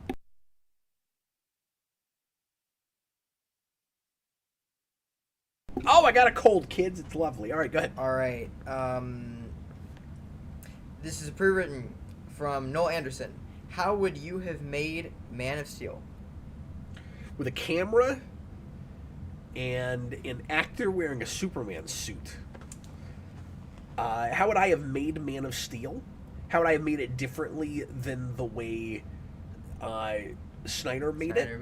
Well, the first thing is cut out the tornado. I will I will not say I would replace Snyder. I like his directing style sometimes, like less after that than before, but like, you know me, I was a big fan of Watchmen. I like a lot of what BVS looks like.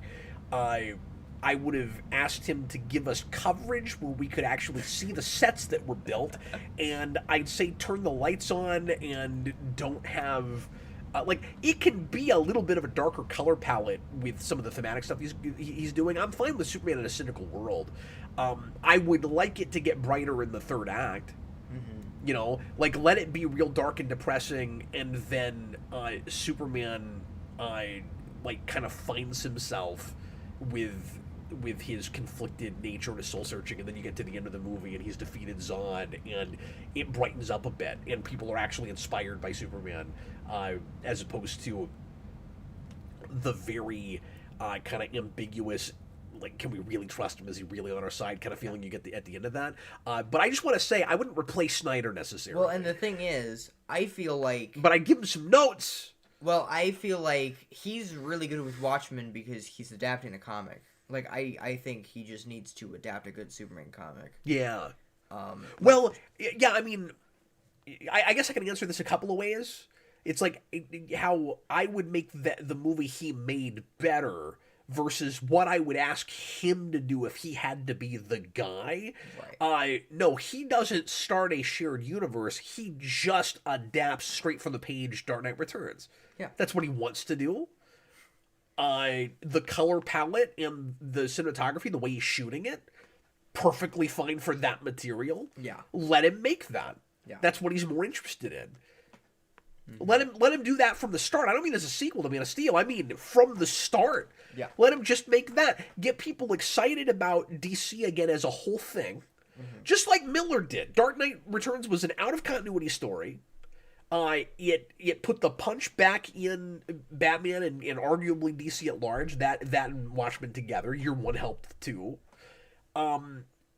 Just get him back on the map with that. And I say back on the map is like the thing to do just post Rises, because obviously Batman is extremely popular then. So it's not like they're on the outs. They just after Green Lantern weren't able to make a shared universe work. So get people talking about DC, not just Batman. You do it through Dark Knight Returns, which includes Superman. Yeah, there'd be a little bit of controversy like there was in comics about Superman being a stooge of the state and all of that. But the nice thing is it's one and done. So you go, let's go just hard left. Totally different thing. When you finally get to see Batman and Superman on screen together, and you do this one and done story that has nothing to do with anything else, and then you finally follow it up with a DC screen universe that Snyder has nothing to do with. Yeah. Or you do so many different kinds of projects, kind of like Gunn is trying to do, that could fit in the same universe, but all have different flavors, and let Snyder be one of the filmmakers in that, but not the architect of it. Okay, going to how I would actually make Man of Steel itself a better film. You either get rid of the neck snap, or you actually rewrite the film to build to the next snap. And you make me buy it at the end, and you don't make it contrived. I mean, the main thing is just get rid of all of the dumb contrivances. I don't buy that Jonathan Kent had to sacrifice himself in the tornado. I don't buy that Superman had to snap Zod's neck. You make me buy that stuff. And you flesh out Jonathan Kent's philosophy, and you make it less ethereal, where it isn't just someday you're it's gonna be okay for you to show yourself to the world, but not today. When? And I don't know. Someday. You know, I don't know. Off the top of my head, those are the big things I would change. Mm-hmm. Yeah. And I wouldn't have all the flashbacks. Or if I did that, I would do that as one section. So I would take the risk of repeating, and this is retroactively, I'm saying this after seeing Man of Steel. Obviously, if this is what they had made, I probably would have complained about it, but this would still be better than what they made. I would have taken the risk to repeat Donner and just do it in 3 sections again. Like, you're opening it with Krypton and, like, 15 minutes of Krypton. Yeah. Sort of like Donner did it. And then you immediately jump to an adult Kal-El, Clark Kent, what have you, that keeps flashing back to childhood and all the difficulties he had with his powers, and it's jarring the way we keep jumping back and forth. So I would just let the whole thing with him and his father and his trials as a child be a section. Mm-hmm. And then the majority of the movie, you know, happens after that. Yeah. With the ship and Zod and all of that. Yeah. And just do it more linearly. Because they're trying to do the Batman Begins thing, and it is not working. Okay, we're right at 2 hours. Is there anything else you see that's just great that we gotta hit real quick before we finish out? No. Okay. Well, thank you guys for watching. I hope you enjoyed tonight's Captain Logan show, our big 350, and we had a lot of fun interacting with you guys and talking with you. I'm sorry, I thought you were going to say something. I said, yeah. Senior Sticks had our only super chat tonight, so if you would like a personal video message from us, you can send me an email. I will put my email in the chat box here, Senior Sticks, and we will get that to you sometime in the next few days. And in the meantime, we appreciate everybody watching. We'll see you again with more geeky stuff here on Geekvolution. And once again, I want to thank everybody for watching our movie, if you saw that. And you guys are all great. We're going to get going. I was Captain Logan, and this was Jason. Yes. Bye, everybody. I want to take you for a ride.